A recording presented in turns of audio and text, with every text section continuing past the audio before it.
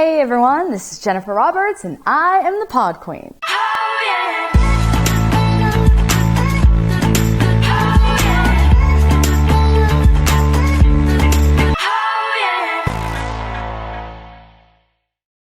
Okay, today I'm going to continue to talk about marriage. When you've been married 25 years, you got a lot to say. Here it is. I'm just going to talk and talk and talk. So today what I want to talk about in marriage is trust. And I love that I can trust my husband. I love that he trusts me. And to be honest, Dwayne was like the first human being I really deeply trusted. And that's not something I take for granted. It's something I cherish. It's dear to me. And before I got married, I would go to different, parties and events, and women would gather around in a room and just start talking bad about their husband. I'm like, what are you doing? They didn't make me want to get married because it seemed like they didn't enjoy who they were married to. And I don't know why they did that. And so it made me actually kind of be turned off by marriage. It's like, really? That's what it is. You get married and then you don't enjoy it, and then you go to a party and talk about your husband negatively and everyone's laughing and joking about their husbands? I'm like, no. So I decided I wasn't going to do that. And I want to say to you, don't do that.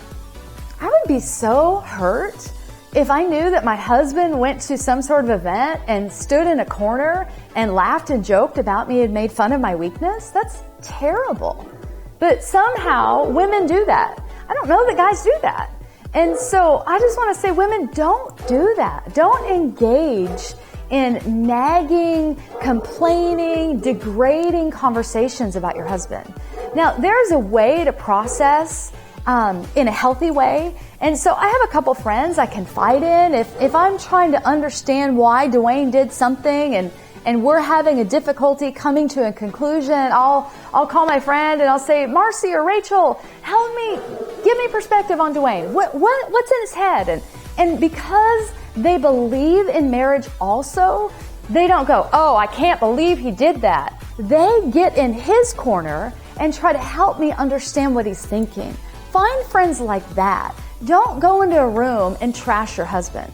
Don't go in a room and just go, oh my goodness, he does this and this and this. So unattractive, ladies. Not cool. Your husband trusts you. Don't betray his trust. Don't make fun of him. Don't belittle him.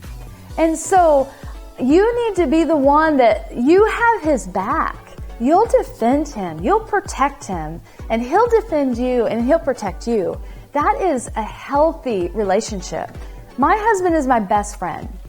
Now, I get that not all relationships operate like that. And it's interesting. Dwayne and I have very similar personalities. We've taken lots of different personality tests, and we're so similar that we're very compatible. And I've been reluctant to talk about our marriage and its strength because I feel like it hasn't been super difficult because we're so similar. So what that means is we probably have huge blind spots. Huge. But we don't see them. We're happy. Ignorance is bliss. Anyway, but I want to learn, even more than I do now, I want to learn how to defend my husband. I want to learn how to cover him, protect him, be his biggest champion. And there are times where along the journey, you lose, not lose the romance, but romance kind of comes and goes. There's butterflies one day and there's no butterflies the next inside your tummy, right?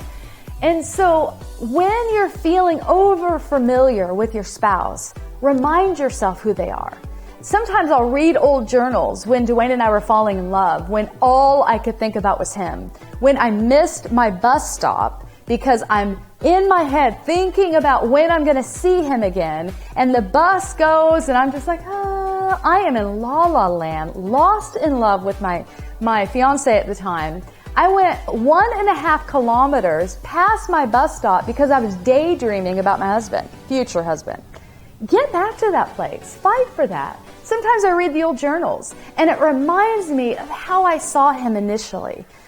You need to feed yourself. Give yourself fresh eyes. Remember who God has brought to you. Be thankful for who He's brought to you. Remind yourself that you're in a covenant relationship with the person that you're married to, and make it the best relationship it can be. Develop trust. Maintain trust. Don't break trust. And I think the more you invest into your marriage, the more it's going to pay off.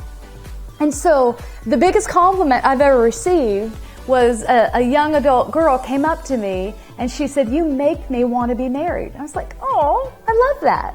Because I had seen the opposite when I was younger. And so let your marriage provoke people. Let them go, "Wait a second.